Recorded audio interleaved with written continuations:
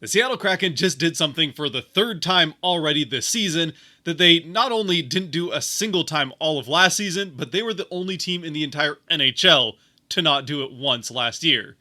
What's cracking, everybody, and welcome back to Kraken R&R, where the Seattle Kraken come back from a 2-goal deficit and win this one over the Columbus Blue Jackets. Which does also make it the second win in a row for the Kraken, coming off 3 days rest after that overtime victory over Vegas to start off this longest homestand of the season, which they've now started off 2-0, and that was sorely needed after a road trip that I think they would pretty soon like to forget. Of course, the Vegas game, it seemed like they had forgotten it, and then this game we got a little bit of a peek back at what that team looked like on the road trip. Fortunately, though, this time the Kraken were able to overcome the poor start to the game and end up coming back to win this one. Again, their third multi-goal comeback to win a game this season already, which they didn't do at all last season. Even the Sharks managed to do that. Even the Blackhawks managed to do that last season. The Kraken didn't, and now they've already done it 3 times in just 16 games. Which does again point to an early developing theme for this team so far this season. At the very least when they're at their best, or maybe just when they're not at their worst. This has been a team that has shown they are a resilient hockey team, and yeah, sometimes that resilience and able to come back and get back into games is overcoming self-inflicted wounds or just poor play by the team early on in the games. But regardless of whether or not it's because of how well the other team is playing or how poorly the Kraken are playing, they have shown that ability to come back into games, get back into games, or just stay in games where they are getting outplayed. Though with that, I'm not trying to suggest the Kraken are constantly getting outplayed or anything like that. I mean, yeah, they probably have gotten outplayed more games than they've outplayed their opponent. I mean, their record would suggest as much. But like in this game, for example, I don't think on the game as a whole they necessarily got outplayed, but they did have to be resilient to certainly getting heavily outplayed in the first period, thanks to, well, credit where it's due, Columbus came out ready to play, and the Kraken very much did not. Even outside of the comeback wins for the Kraken, though, which obviously stick out the most because they're the most fun, and maybe this is using a little bit of some rose-tinted glasses, but even looking back on that road trip that we'd probably sooner rather forget, at least the best part of the games that the Kraken didn't play very well in was the third period, and they at least showed effort to try and get back in those games. Now, like we talked about during certainly 3 of them, if you don't play the first 40 minutes of it, it's going to be pretty difficult to come back in the final 20. But still, they showed up at least at the end of games, which is, I mean, it's frustrating when a team only shows up for 20 minutes, but it's a little bit less frustrating, I suppose, when it's the last 20 rather than, say, if they played a good first period and then just completely let things get away from them for the final 2. I don't know, maybe that's taking it a little bit far, maybe that's a discussion for another time, or we just put that road trip in the past and leave it there. Again, I still think the point stands. This has been a resilient team so far this season. The 3 multi-goal comebacks, a couple of other games that they won with comebacks in the third period to win those games, whether they end up winning them in overtime or in regulation, and even their 1 overtime loss so far this season, which was to Winnipeg, a team that is now an NHL record 15-1. So yeah, for the Kraken to give them one of the hardest games of their season, I mean, that continues to point to a team that was resilient throughout that game to stick with a team that has gotten off to a better start than any team ever has. As we do get into this game specifically, though, again, you'd rather a team have to be resilient because of the opposing team playing well, and not because they have to overcome their own poor play and self-inflicted wounds, which kind of was more the case in this one for the Kraken, as the first period is all Columbus Blue Jackets. And while, again, I'm not trying to take anything away from the Blue Jackets, they, showed up to play, like I said, they showed up on time, and certainly got out of the gates hot and trying to score early, which Joey Daccord was able to prevent.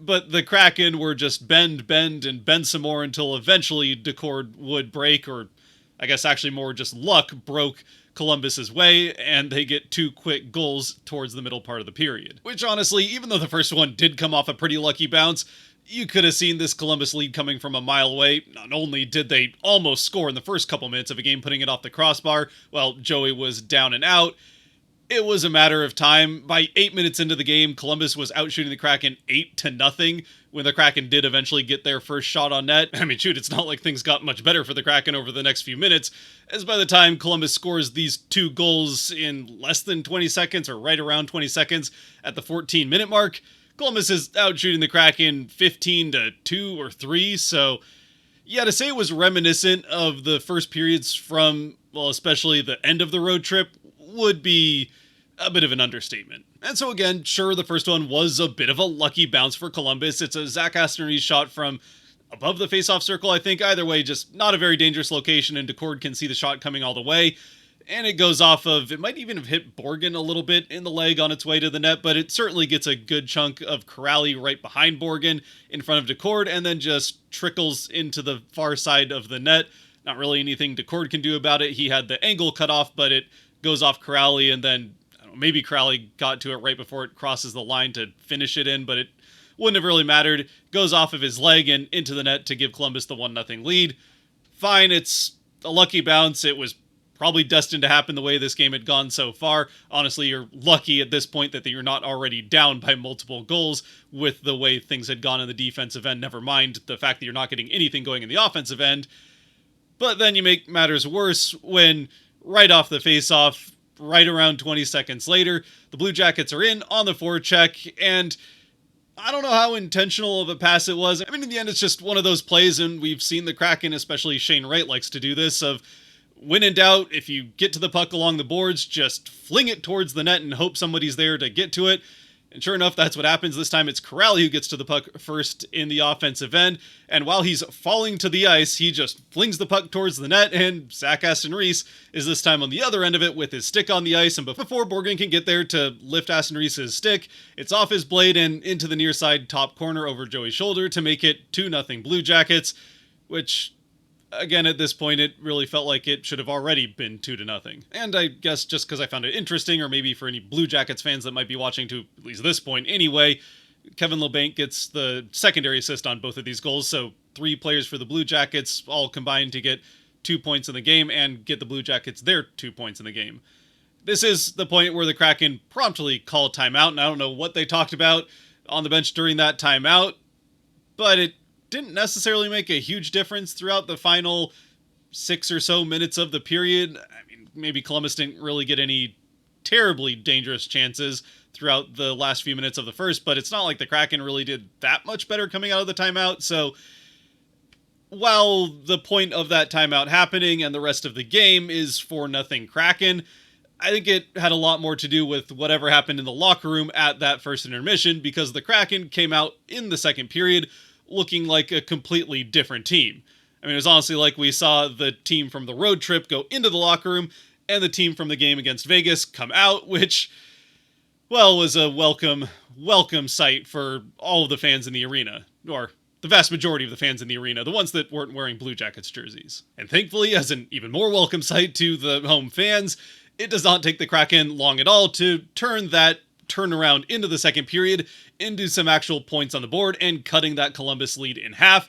And if you had to guess which line for the Kraken might be putting in some hard work to get the momentum going, get the Kraken back in this game, and end up getting, well, their hard work paid off with that goal, well, if you watched the game against Vegas to start the homestand a few days ago, you'd probably guess right. Well, to be clear, you would guess correctly. It wasn't the Shane Wright line. No, it was the fourth line of Tanev, Gord, and Cartier, although it's kind of between a shift, so either way it ends up being Burakovsky, Gord, and Cartier that end up combining for this one, as Gord gets it down to just a mess of stuff happening around the face-off dot on the right side of Columbus's defensive end, where Burakovsky gets to it. He tries to get a pass down to Cartier, doesn't quite get all of it, but it's okay, it still finds its way to Cartier anyway, bouncing around between the feet of a couple Columbus players.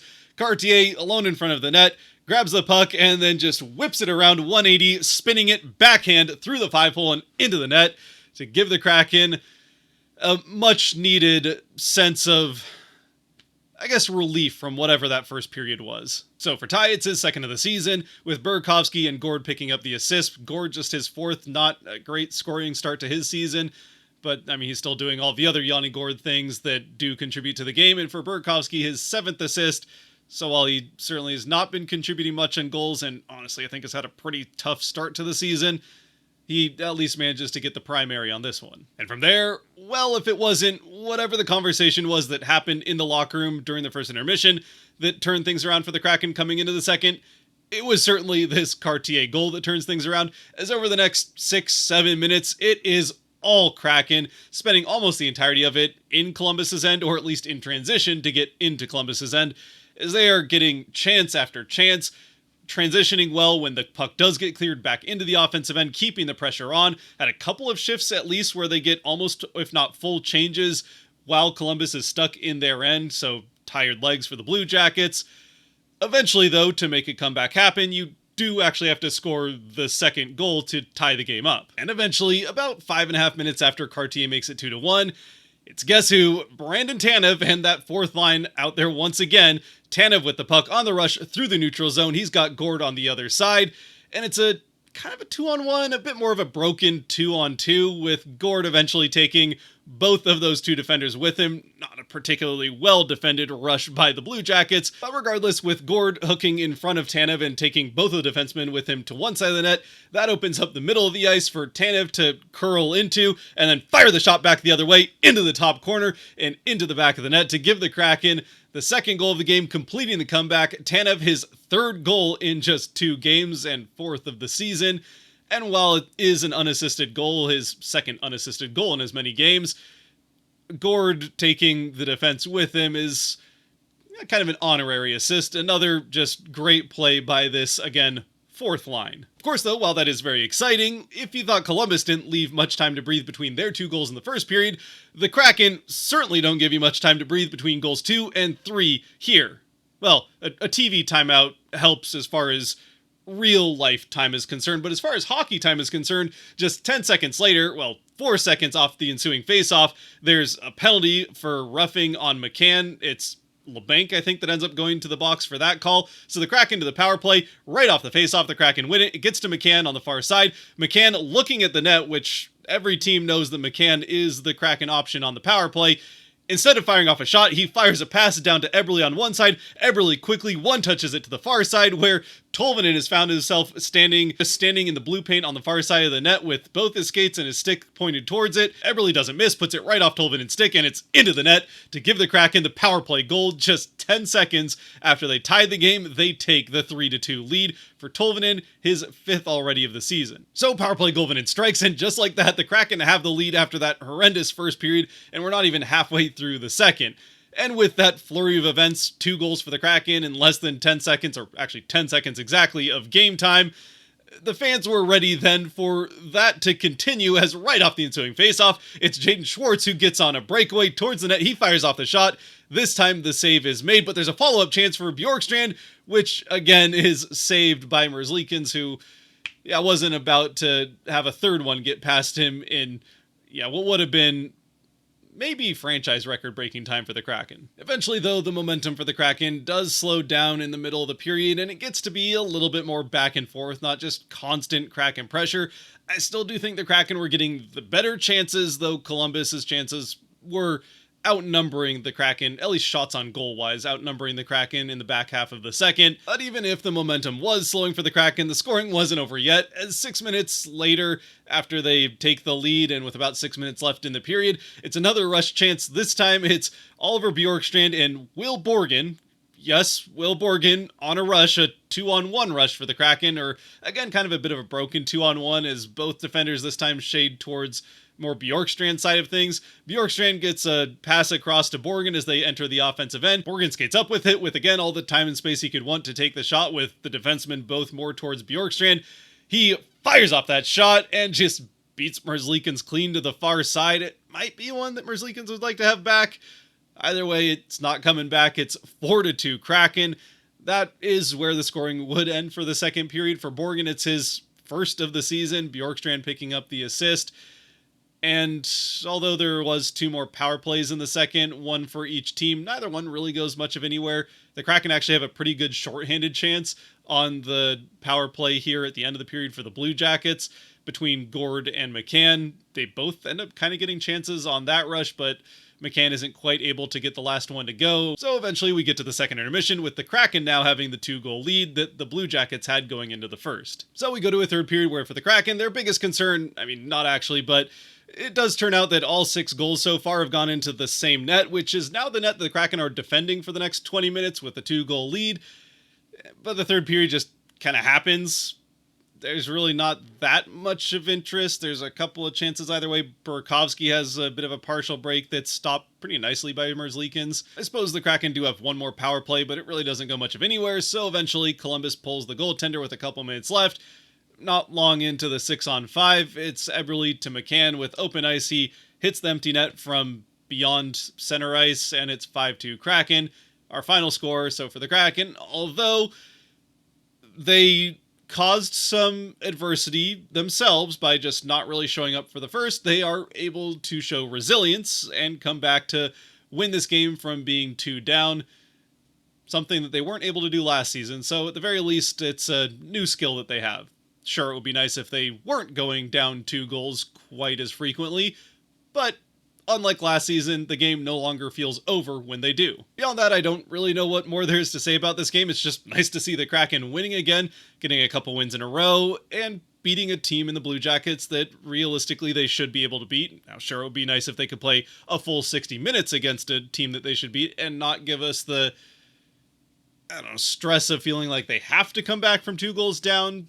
But it is nice to now have the feeling that they can come back from that, like I just said. Reaching out then with the Kraken 3 stars, as always brought to you by the patrons over on Patreon. If you want to help support the channel a little bit more than you already are by watching the video to this point, then you can go to the link down below to Patreon and support over there, which gives you a chance to have a say on the Kraken 3 stars after every game, as well as some other perks. As for the 3 stars in this one, it's another one of these Kraken games where it's hard to nail down just 3 guys. It's another one where they have 5 goals with 5 different scorers, and only one guy had multiple points on the night, that being McCann with a goal and an assist, though his goal is the empty netter, so it doesn't really feel like it counts quite the same. So in the end, I'm going to go with a couple of the same guys that are the official 3 stars. I'm going to have my first star be, we'll say Cartier for getting things going with the goal. That's kind of between him and Tanev. But I'll go Cartier, as his goal is the one that gets things going. He scores by going to the net, which is nice to see. It's not always a given that the Kraken are going to be able to get to the net, though they did get some good pressure around Merzlikins in this game. Only the 1 goal comes from there, but a couple of the other ones they were able to drive up towards the net, and just Merzlikins made some saves. I guess the other one, Tolvanen's on the power play, came from around the net as well, though power play, it's a little bit easier to make that happen. The Kraken could probably do more of it, so I suppose it's still good to see. Anyway, we'll give Cartier the first one for getting the ball rolling. We'll give Tanev the second one for just continuing this insane run from this 4th line over these last 2 games that, at least early on here, might be saving the Kraken season. Who knows how the rest of the season will play out, but this 4th line has been a driving force in these 2 wins that have turned things around from that horrendous road trip and even end to the last homestand. And then the 3rd star, while they did go Will Borgen with the official one, and I don't necessarily have a problem with that, I'm going to go with Joey Daccord, especially considering that Daccord really did keep the Kraken in this game in that first period. And sure, by the end of the night, he makes 38 saves on 40 shots, so statistically, it looks like a fantastic night for Daccord on paper. But I don't know that it really felt like he had to at least work as hard as 40 shots makes it look, especially the second and third period, which, recency bias and all of that is what you're remembering more at the end of the game.